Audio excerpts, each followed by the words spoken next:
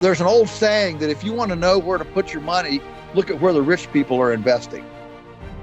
And so, the fact that Bill Gates is now the largest farmland owner in the U.S., the fact that I've had several billionaires call me in the last year asking, how do I set up an agrarian bunker when things collapse, so I'll be protected with my family.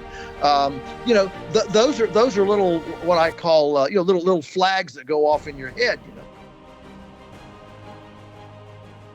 This is Kaiser Johnson with Liberty in Finance, and this is the Miles Franklin Weekly Special for January 31st through February 7th, 2023, while supplies last. This week we feature 2023 Austrian Silver Philharmonics at just $3.29 over spot per ounce. Frequently regarded as one of the most beautiful sovereign coins, the Austrian Philharmonic portrays instruments from the Vienna Orchestra on one side and the grand pipe organ from the famed Augsburg Golden Hall on the other, all in 3/9 fine pure silver, with a face value of €1.5. These 2023 Philharmonics come 20 to a tube, 500 to a box, are just $3.29 over spot, and are IRA eligible. And if you'd like to learn more about a precious metals IRA, call us, and we'll be happy to help you in that process. Our number for all orders is 1-888-81-LIBERTY. That's 1-888-815-4237. We're available after hours and on weekends, and we look forward to speaking with you.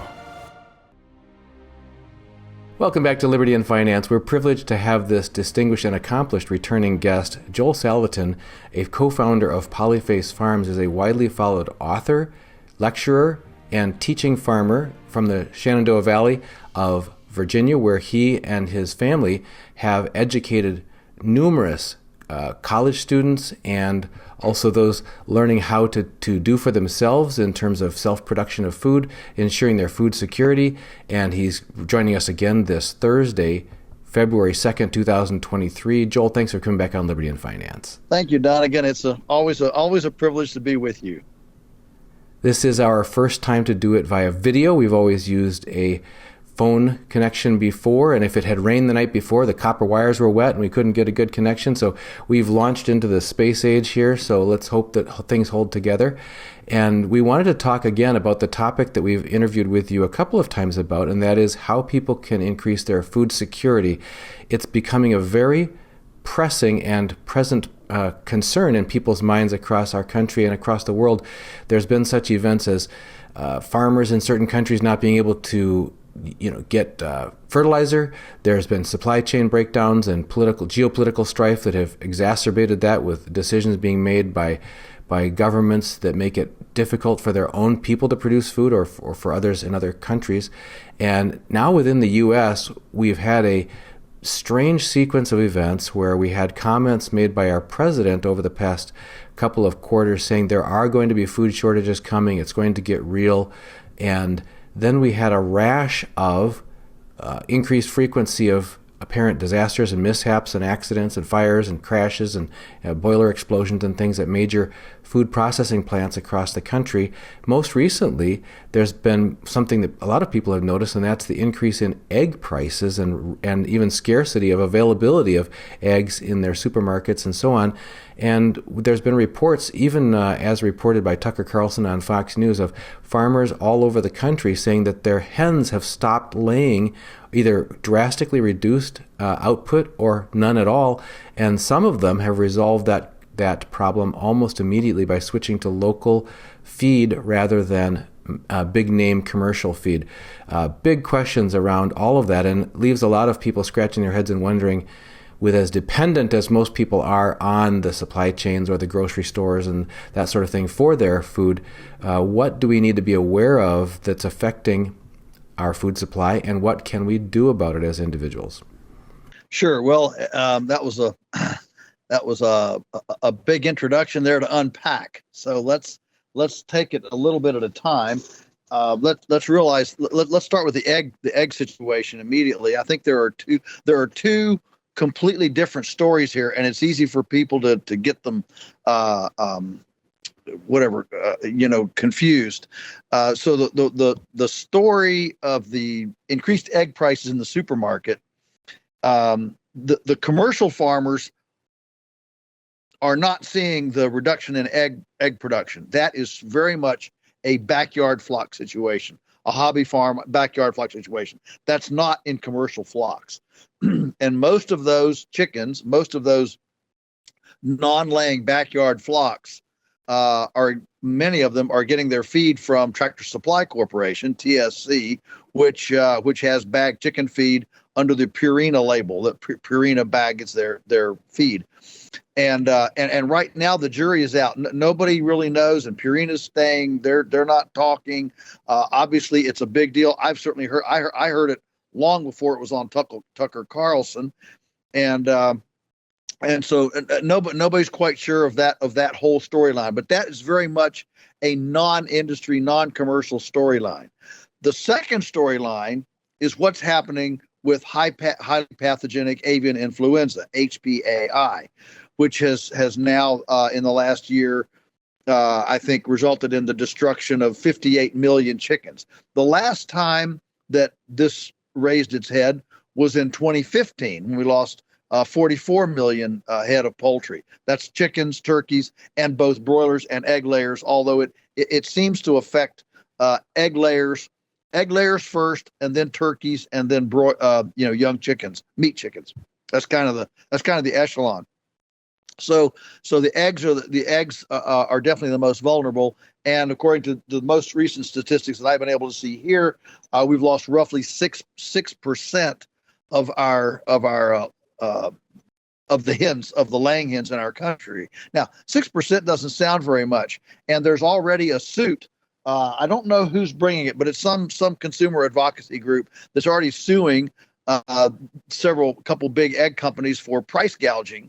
The chickens only went down 6%, and you're tripling the egg prices. What's with that? Well, the thing that people don't realize, and your listeners are above average on understanding economics and finance, so it's going to be fun to unpack this for them.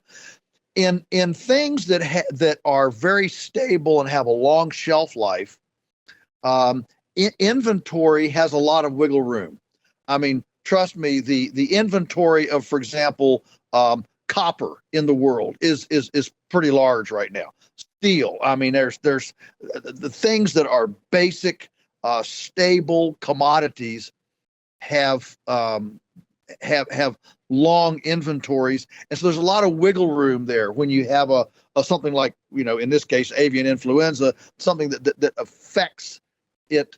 There's a pretty long thing. But when you come to food, and especially eggs, there are a few things as perishable as eggs. You can't keep eggs for a year. You can't even keep eggs for 6 months. And so as you move down into highly perishable items, the margins become way thinner, because the supply and demand have to be held way closer. In other words, you can have a half a year major hiccup in supply demand on large stockpile stable commodities. But when you go to highly perishable, unstable commodities, you can't have much difference between the supply and the demand. So imagine you have demand for 100 eggs, and you have chickens producing 100 eggs. I mean, obviously that's the ideal world, right? We've got a perfect balance here between the demand and the supply. If you could maintain a buffer inventory of 130 eggs going into that 100 egg market,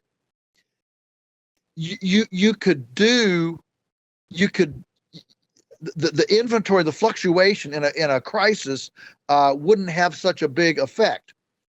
But when we say 6% here, so if you have 100 customers and you suddenly drop to 94 eggs, now suddenly there's a frenzy among those 100 to get those 94 eggs. It has, what I'm suggesting is, it has an inordinate magnified effect when you have really tight inventory, buy sell arrangements versus ones that where you can as a more stable inventory. And so that's why a 6%. I mean, a lot of these egg outfits are operating on 1% and 2% margins. Imagine that, 1% and 2% margins. And so a 6% change in the inventory suddenly is well, let's just say a 2% margin, a 6% change, 6 times is 12%.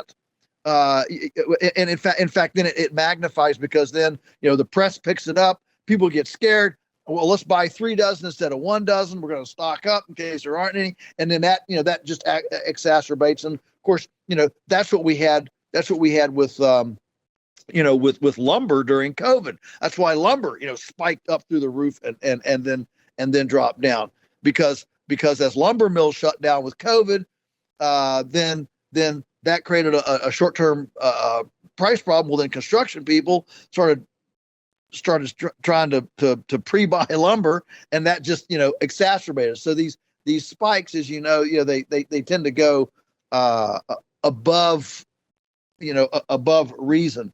And so let me just say something about that avian influenza thing. The thing that I want people to understand is that most of these 58 million head of poultry, and of course, we just had 2 more flocks here in the county adjoining us. I know they'll all be killed. So I mean, that number of dead ones is going up. Realize if there's 100,000 chickens in a house and one bird tests positive for avian influenza, all 100,000, all 99,999 birds are killed. So when the industry, when you see the press reports, avian influenza has killed this many birds, it's not true at all. It's killed, maybe we've killed 58 million, but avian influenza has actually only killed about 57 million. The rest of them were alive, many of them unsymptomatic, many of them would have survived. I just actually talked to a guy in the last 2 weeks who had a flock of 3,000 birds, and they got avian influenza, and most of them died. All right. I mean, I don't want to minimize avian influenza. High path avian influenza is serious. I mean, if you're a chicken farmer, you don't want high path avian influenza. All right. So I don't want to, be condescending about that or cavalier. It is serious. But here's my point. It killed most of the birds in that flock, but 250 of them it never killed, and they were running around healthy and laying eggs. They were doing great. Now, wouldn't you think that somebody would say, hey, what do those 250 birds have that the other 2,750 birds didn't? Maybe we ought to save those birds, breed them, save their offspring.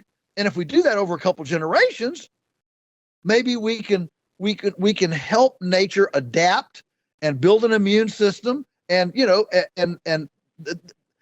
that's the way nature adapts to things. The survivors survive, they breed, and you have adaptation. But no, in this case, one bird in 100,000, all of them are killed. And so when they say euthanized, that is absolutely that is a perfect example of clever speak misrepresentation. They're not euthanizing means that an animal is sick, in pain, unrecoverable, and we put it out of its misery. No, the right word here is extermination. It's not euthanasia. There's nothing wrong with most of the birds. They're perfectly healthy. They're in fact exterminated. And so I have a real problem, both philosophically and actually and scientifically, with this notion that we're somehow going to get ahead of this if we kill all the survivors.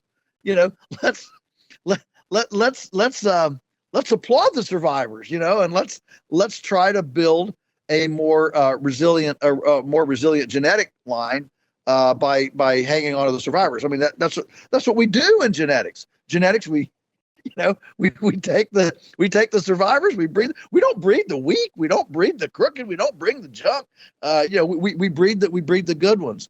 And so the whole policy and protocol in this whole thing is just it's upside down.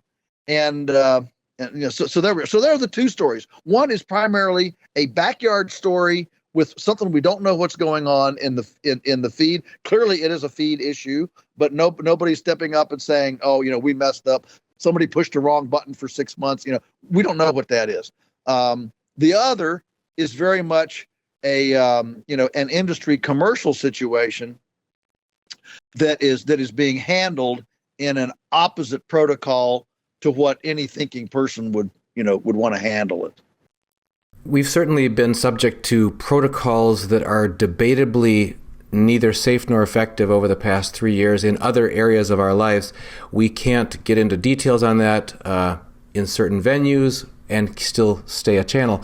But the question is this being driven top down? These protocols, are they being force-fed from three-letter agencies that are telling farmers, you will do this or else? Absolutely. I have if we had a chicken here on our farm that tested positive for high path avian influenza, and Dunnigan, you have to realize that there is a tremendous amount of false positives and false negatives. These tests are extremely they're subjective. And I remember very well in 2015 when it came through our area, talking to farmers that would have a positive 1 week. Now it's negative next week. The tests are there is some subjectivity there. And so that makes you then put on your tinfoil hat and wonder about conspiracy. What's going on here? I don't want to go there in this. Let's just assume that it's real. And that there's not some, nefarious agenda. But I will tell you that that when this happens on a farm, the farmer has no recourse. It's not a warrant. It's not constitutional. The three-letter government agencies come in without a warrant, without anything. They have they can come in and destroy everything you have. And the compensation is relatively minor. The compensation is especially if you're a specialty producer like us, the compensation is not nearly what the birds are actually worth. You mentioned the word humanely euthanized earlier. In your understanding, the method, if you're going to slaughter 100,000 chickens or exterminate them, are the methods that are routinely being used, in fact, humane? Well, it's suffocation. What they do is they lock all the doors, close all the windows, and pump soap bubbles in. And as the soap bubbles build up in the house, they gradually suffocate all the chickens. Is that human? Well, I mean, what are the alternatives? I mean, you can't electrocute them. Nobody wants to go in and hand pick up all those 100,000 birds and then kill them by hand, somehow. So yeah, I think it's horrific. But that's I can't think of a more efficacious way to do it. But it's horrendous. And then, of course, the beauty of the soap suds is when the soap suds then dissipate, they just go down to nothing on the floor, and you got all these dead birds. So you've discussed the avian flu. You've discussed the non-egg laying or reduced egg laying by certain backyard chickens that are eating certain commercial food. What about the other thing about this apparently increased rash of accidents, incidents, disasters at food processing plants all over the country? Do you have any statistics or information on that to say that this is actually an anomaly that's happening? Yeah, I've certainly been well aware of that, and I've certainly watched the reports on it, and I don't know what to make of it, Dunnigan. I just don't know what to make of it. There's a part of me that says, boy, that is, there are too many of them, and it's too odd to be random. I guess here would be my answer. My answer would be that if I said that this was some orchestrated nefarious agenda that somebody was orchestrating, like the bad guy in a 007 movie, I would have to join the folks who believe that George W. Bush brought down the Twin Towers in New York, and that may be. I just can't go there. It's like too. Maybe I just don't want to deal with it, but it's too much for me, and I can't do anything about it anyway, and so I equate those two kind of things. If you believe George W. Bush brought down the Twin Towers in New York, it's going to be very easy for you to believe that somebody is driving airplanes into chicken plants.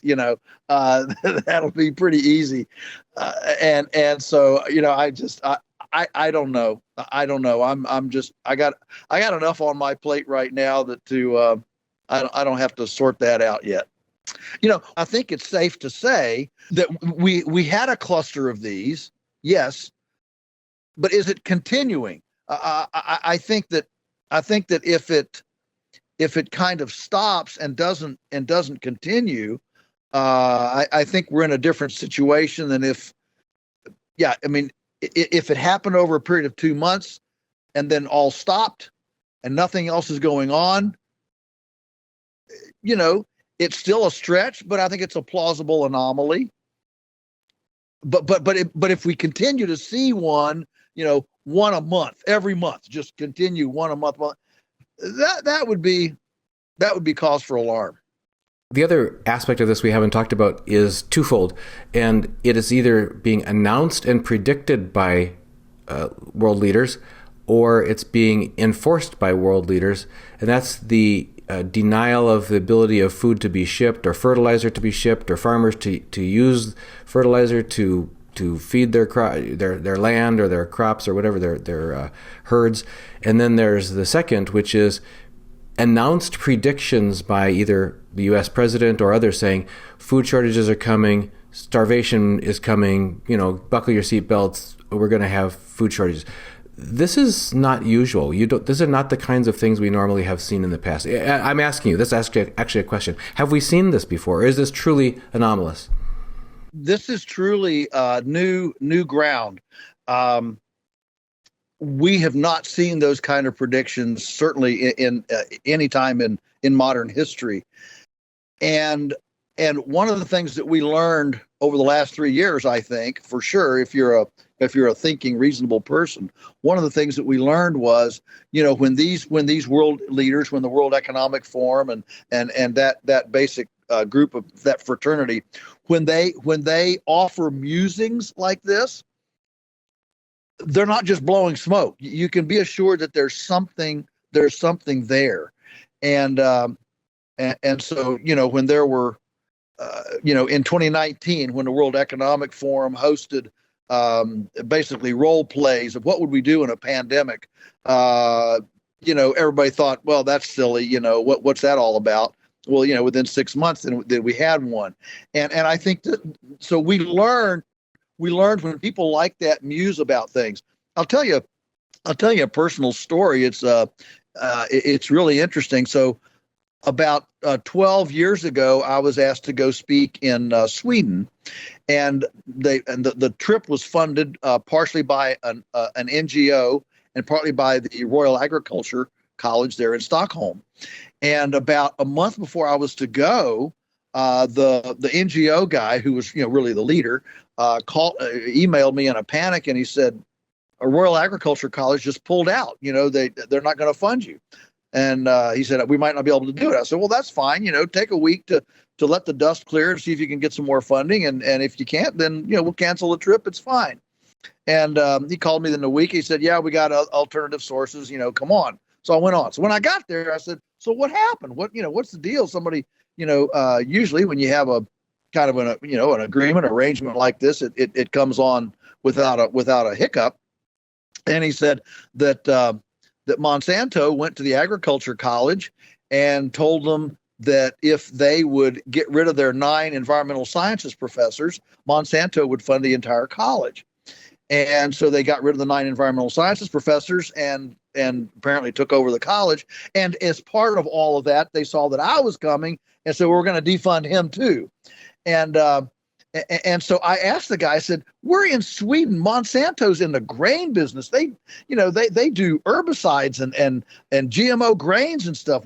What's with them in Sweden? Sweden doesn't grow any grain. He said, but you got to realize that these world leaders believe that with global warming, all of northern Scandinavia, Norway, Finland, Sweden, all that tundra is going to melt, and that's going to be the new breadbasket of the world, and that's going to be the new grain production area of the world. And it just as he was talking like this, it just struck me, so that's what they really talk about in these summits. You and I done it. I don't know about you, but when I see these heady summits and things, I always wonder what they're really saying. What's really being discussed, behind those doors. And I felt like that little trip to Sweden that I did and talking with this fella, I got a personal glimpse into, those kinds of discussions, those kinds of talks.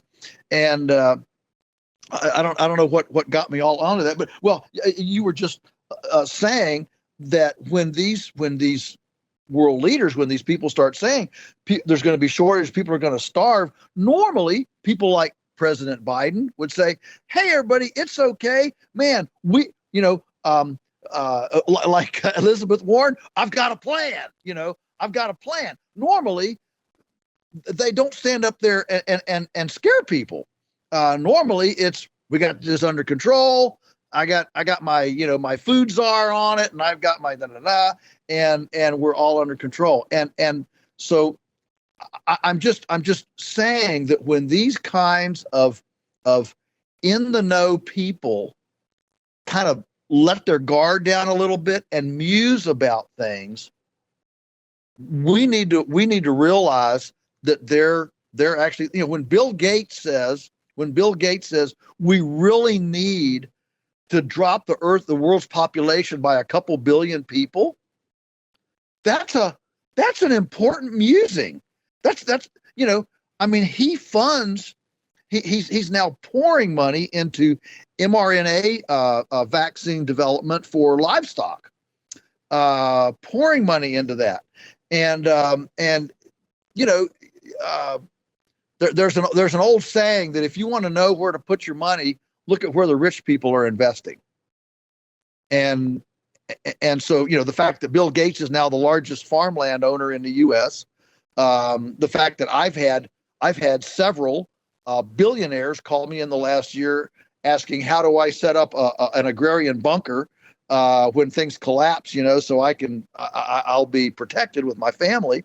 Those are little, what I call, little flags that go off in your head,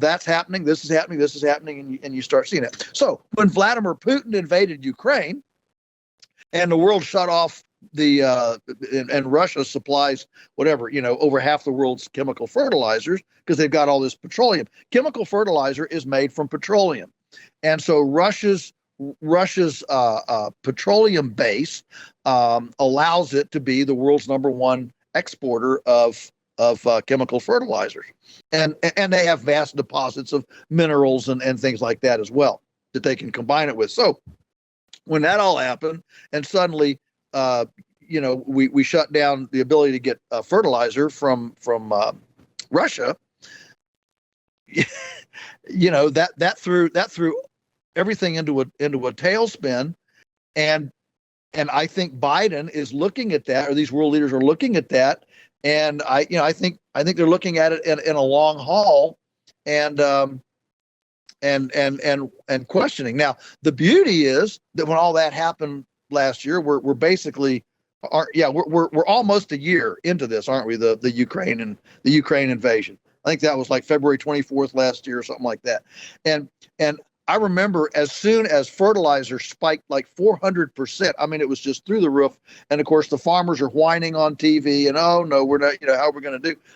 At our farm, it hasn't even been a blip because we don't buy any of it.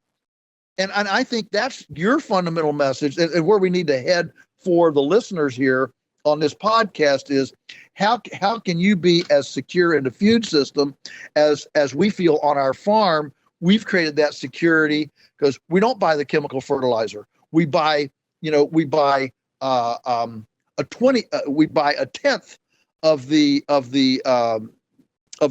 diesel and gas of the average farm per item of production. All those things. Yes, so we do buy some diesel, and we do have some of that, but primarily we're a functional, and as far as the grain's concerned, we get all our grain for the chickens and not cows, they don't eat grain, but the chickens, the omnivores, we get all that from GMO-free Mennonite farmers here within about most of it is within 20 miles of us. And we know them. We know where their farms are. It's not like there's going to be some nefarious submarine intercepting the shipment of the shipment of corn from their farm to ours. We're all in the kind of the same region, and we work together. And so the question I like to ask people is go back to the spring of 2020 when store shelves went empty. Would we have had as big a hiccup in the system if instead of being supplied by 300 5,000 employee mega processing facilities, if instead our nation had been supplied by 300,000 community scaled 50 employee smaller processing facilities, from canning to butchery to whatever. And the answer to that is pretty simple. Of course, we would have been able to weather it much better had our supply chains been more localized, more regionalized, and had we been serviced with a decentralized processing system rather than a centralized processing system. Okay, so that leads me down to two questions that we need to hit before we wrap here. The first one is, how real is the concern? Is this a credible risk as far as consistency of food supply going forward for most Americans that they should be aware of? Is this just noise? Is this just hype? Is just anomalies and blips and we can just coast through this, folks? Don't worry. Or is this like, no, this is actually important and it's going to require action on individuals' parts? Number two will be, when we get to it, what can an ordinary person do? Both in their individual household and in their community. So let's start with the first question do you view this concern about a coming and worsening food shortage to be a credible, real and present concern that ordinary people should be paying attention to and taking action based on? Yes, I do. And I'm not a conspiratist tinfoil hat. I'm just looking at the trend lines. I'm looking at trend lines, and I'm also looking at Rome. At what happened to Rome. I mean, we are going down, and the whole civilizational cycle. Victor David Hansen, I think I've got the right guy. I just really appreciate he's like a wise. He's like a wise patriarch, isn't he? He's Yep. And he has this thing about civilizational cycles. That no civilization has ever exceeded 300 years. Normally they have their zenith and then they start to decline, and it's somewhere in the 230 to 270 year range, and that's consistent going all the way back to the Persians and Egyptians, and you go back these times. And so the U.S. is in that area, and goodness, the leadership ineptitude we have in our country right now. I don't know why anyone would have faith in Jean-Pierre. Why would anybody have faith in her or Blinken or any of these folks? And so yeah, I think there's an old Chinese saying that if you keep going the way you're going, you're going to end up where you're headed. And I think that, I think that we're in that. So what can a person do? So there's a couple things. I mean, think about your own your own vulnerabilities. So the first vulnerability is water. I mean, you can live a couple of weeks without food, but you can't live more than a couple of days without water. And so I'm a huge believer that everybody should install a cistern at their house, and I mean a cistern. Not in other words, not a not a 50-gallon jag of bottled water. I'm saying a cistern like half the size of a swimming pool, where you can have 5,000, 6,000, 7,000 gallons of water. So water's number one. Number two is to look into changing your flush toilet to a gray water return. So this is nothing more than switching some plumbing. I mean, it's a little, and Dunnigan, I would love to see a should we call it a resilience? I'm just brainstorming now.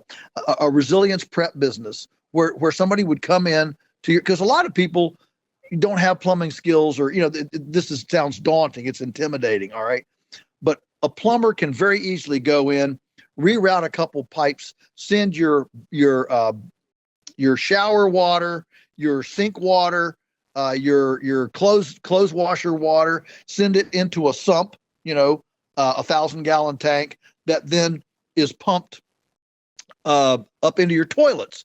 You can drop half of your water consumption by not having potable water through your toilet. I mean, that's huge. Okay. And all it takes is a little bit of piping. And then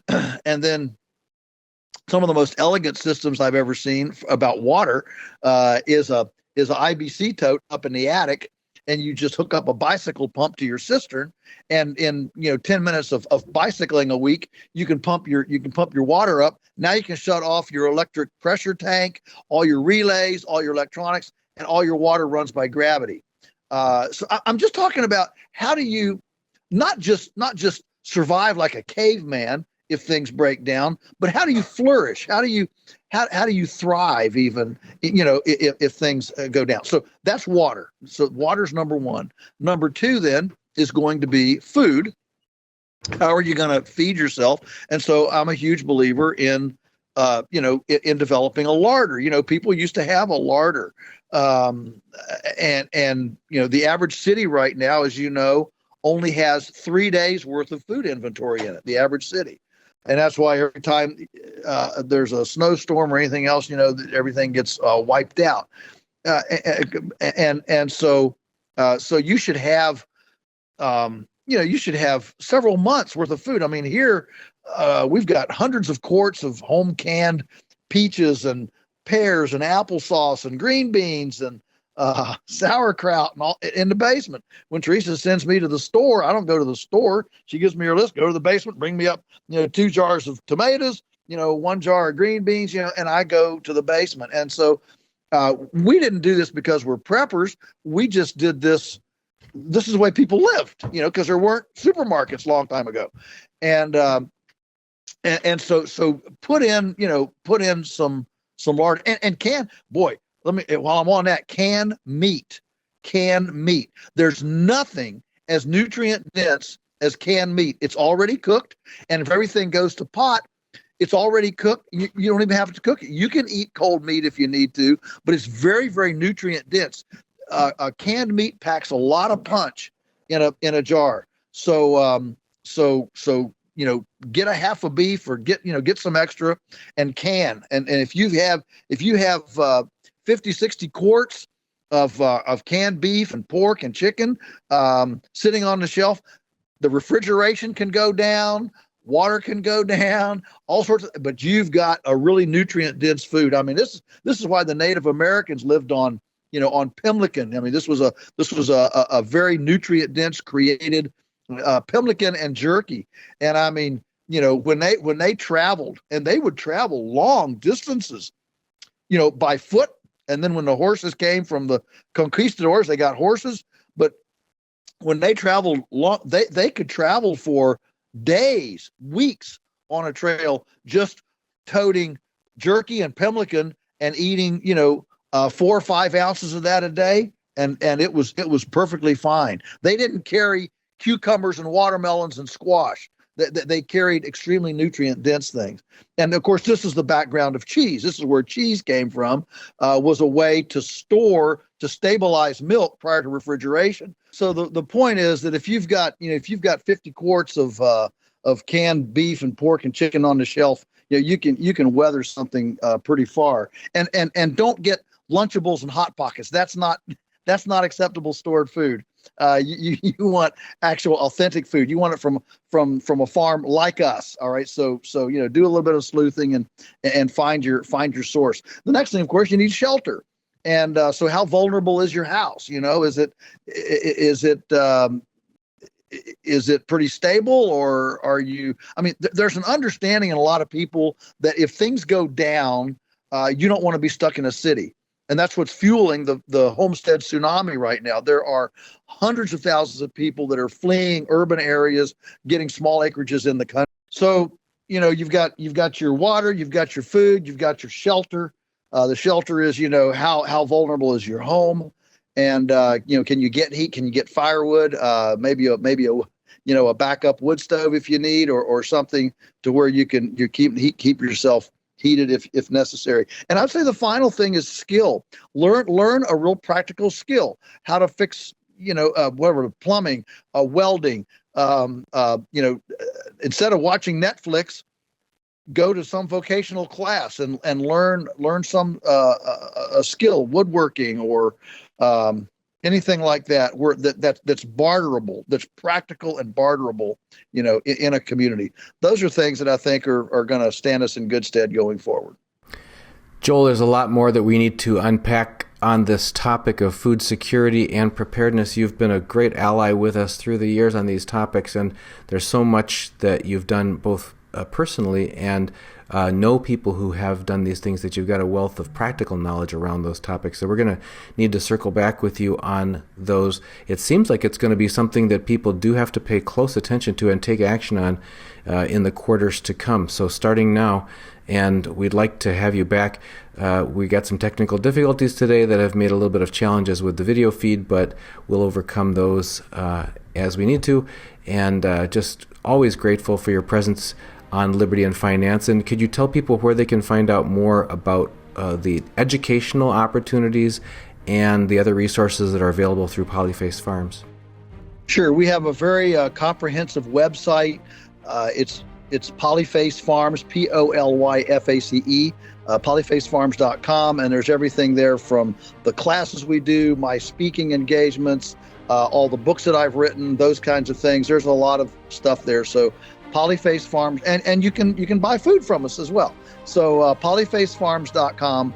Be glad to see you there.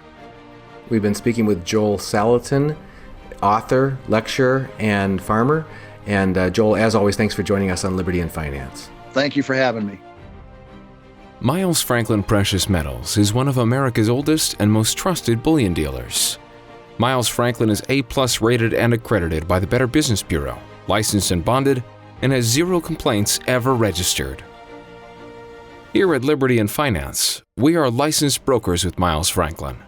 To order, simply call us, discuss your needs, and we can let you know our live inventory, prices, and availability, and lock in your order over the phone. Once your order is locked, the price is held for you regardless of market fluctuations, and the metals are reserved for you awaiting your settled payment.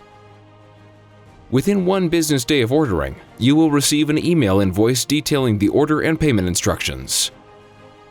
Miles Franklin accepts payments by bank wire, ACH or electronic check, money order, check mailed priority mail, and cryptocurrency.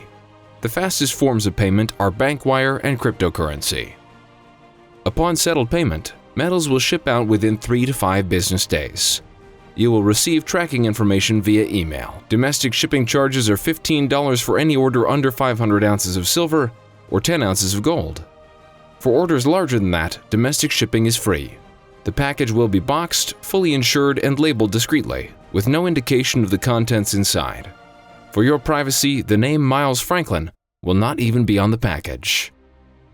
To talk to myself, Kaiser, my brother Elijah, or my father Dunnigan, Call 1-888-81-LIBERTY. That's 1-888-815-4237.